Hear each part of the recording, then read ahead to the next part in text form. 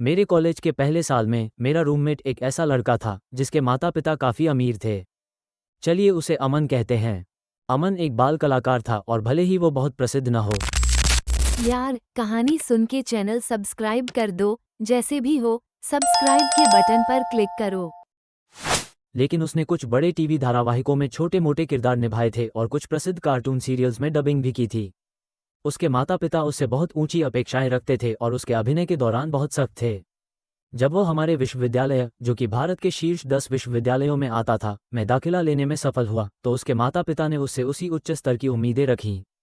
लेकिन अब जब वह एक स्वतंत्र युवा था जिसमें परिपक्वता की कमी थी, उसने हर वह काम किया जो उसे नहीं करना चाहिए था। वह दिन भर सोता, रात भर पार्टी करता, कभी पढ़ाई नहीं करता, कक्षा में नहीं जाता, आदि।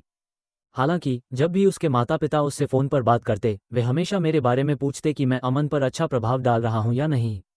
वे हर बार यह जानने की कोशिश करते कि कहीं मैं अमन को पार्टियों में ले जाने, नशा करने या गलत संगत में डालने के लिए जिम्मेदार तो नहीं हूं। लेकिन असलियत ये थी कि वो खुद ही ऐसा कर रहा था।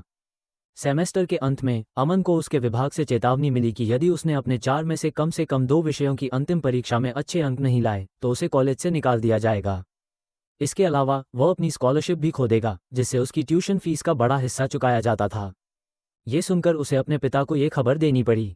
जब वो अपने पिता से फ़ोन पर बात कर रहा था, मैं अपने बिस्तर पर बैठा पढ़ाई कर रहा था। उसके पिता इतने ज़ोर से चिल्ला रहे थे कि मैं अपने ईयरफोन लगाने के बावजूद उनकी आवाज़ सुन सकता था। अंततः उसके पिता ने यह मान लिया कि अमन की असफलता की वजह मैं हूँ। बिना कुछ सुने उन्होंने फैसला कर लिया कि मैंने ही उनके बेटे को बिगाड़ दिया है और इसलिए मैं भी कॉलेज छोड़ दूँ। उन्होंने मुझसे सीधे बात करने की मांग की और जब अमन ने कहा कि मैंने कुछ नहीं किया है, तो उनके गुस्से की कोई सीमा नहीं रही।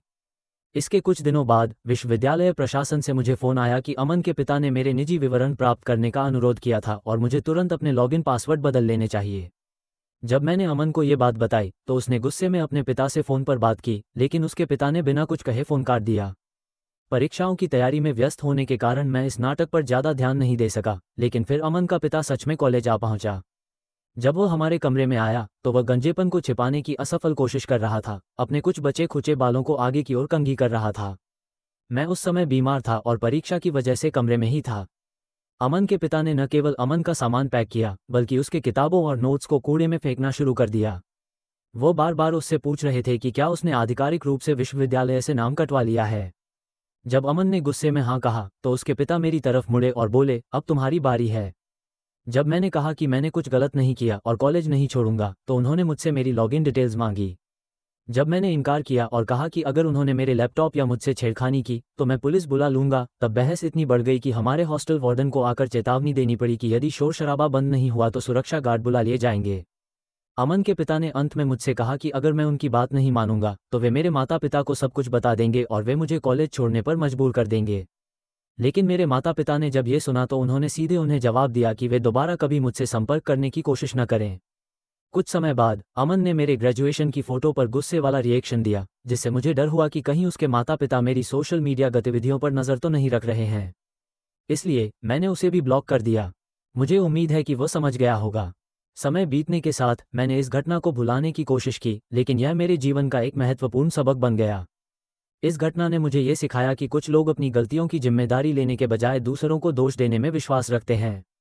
मैं अपने करियर में आगे बढ़ा और धीरे धीरे एक प्रतिष्ठित कंपनी में नौकरी करने लगा। एक दिन अचानक अमन का एक संदेश आया। उसने मुझसे माफ़ी मांगी और बताया कि उसके पिता ने उसे काफ़ी दबाव में रखा था, जिससे वो मानसिक रूप से बहुत तनाव में था।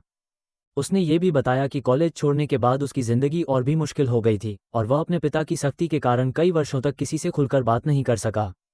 मैंने उसे माफ़ कर दिया, लेकिन अब मैं अपनी ज़िंदगी में आगे बढ़ चुका था। यह अतीत का एक पन्ना था जिसे मैं बंद कर चुका था। जीवन में कई बार हमें उन चीज़ों को छोड़ना पड़ता है जो हमें पीछे खींचती हैं, और यही मैंने किया।